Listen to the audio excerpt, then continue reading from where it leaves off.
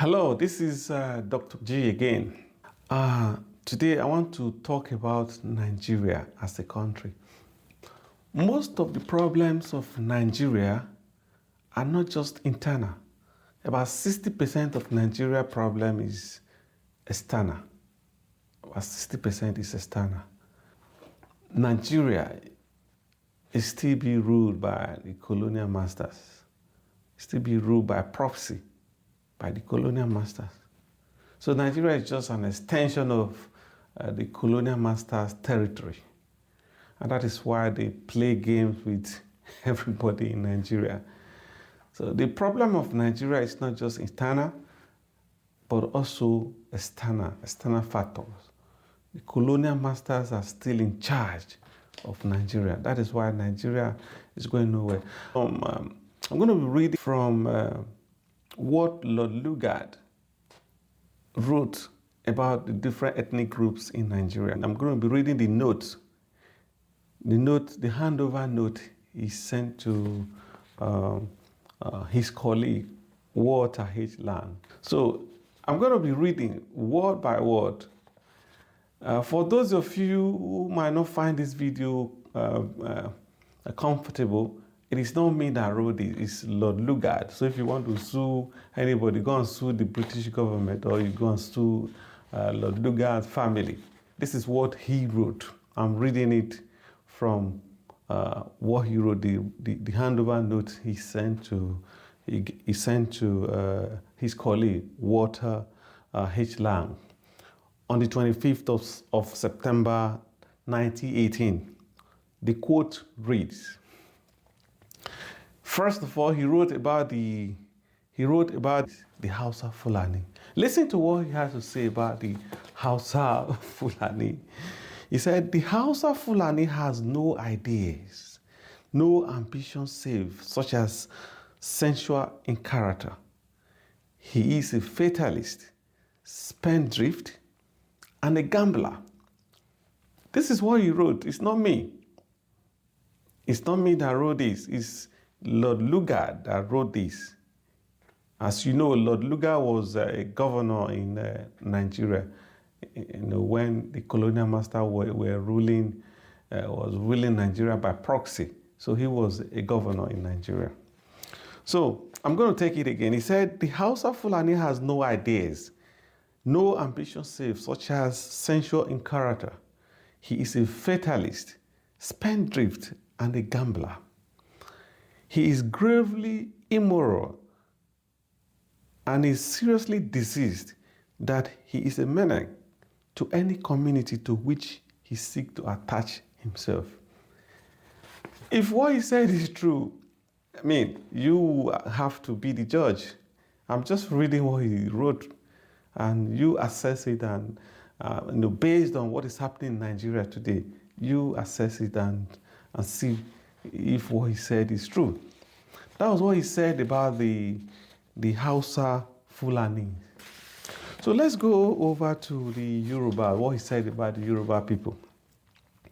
The Yoruba people. He said, Lagos has for 20 years opposed every governor and has fomented strife and bloodshed in the hinterland. I have spent the best part of my life in Africa. My aim has been the betterment of the natives for whom I have been ready to give my life.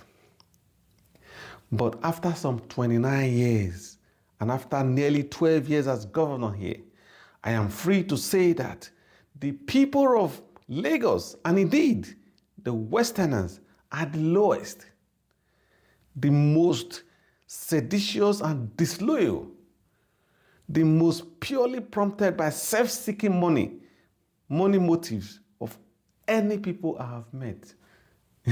So you be the judge.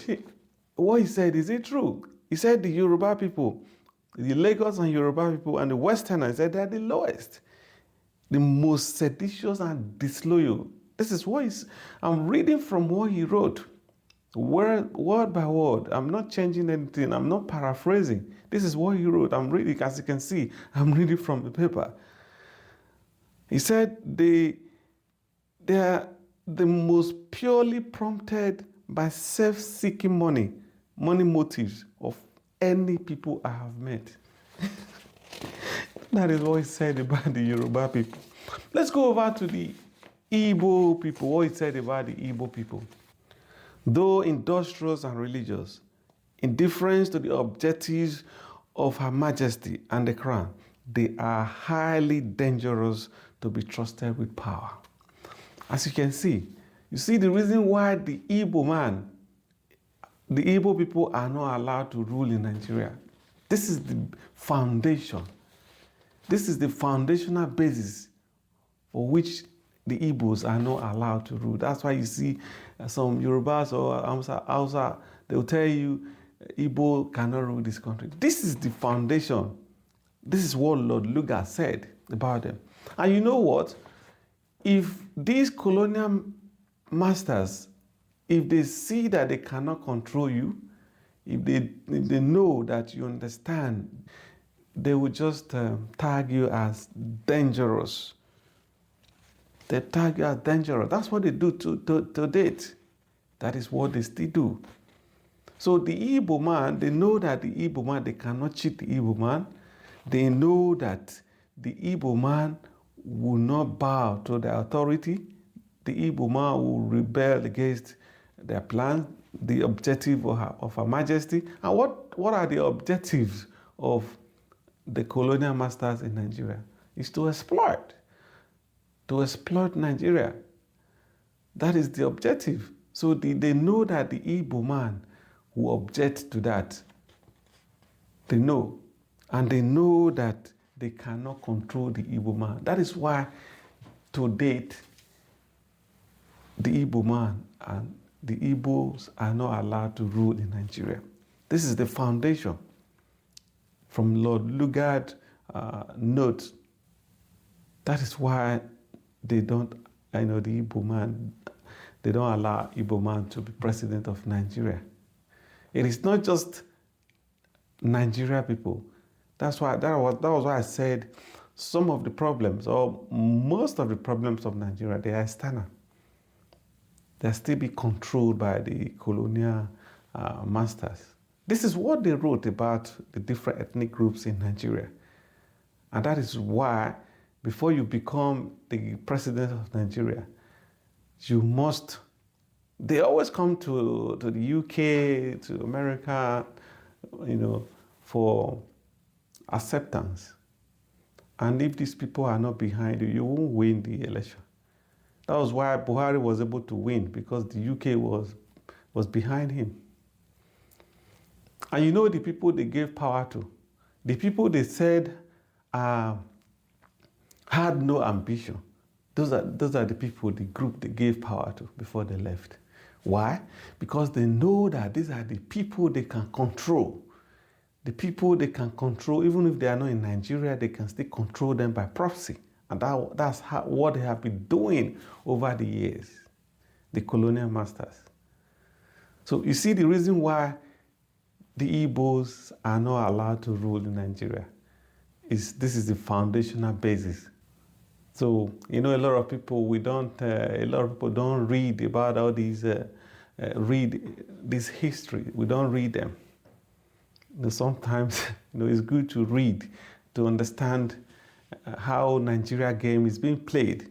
Nigeria is just a movie scene. It's like a game. They already know what they're going to do with, they already know what they're going to do. Look at the Kanu case. It's already been scripted, So Nigeria, like I said, is a movie scene, and only when you understand the game that you know what they're doing in Nigeria. So I think we need to really put our hands together and make the country a better place.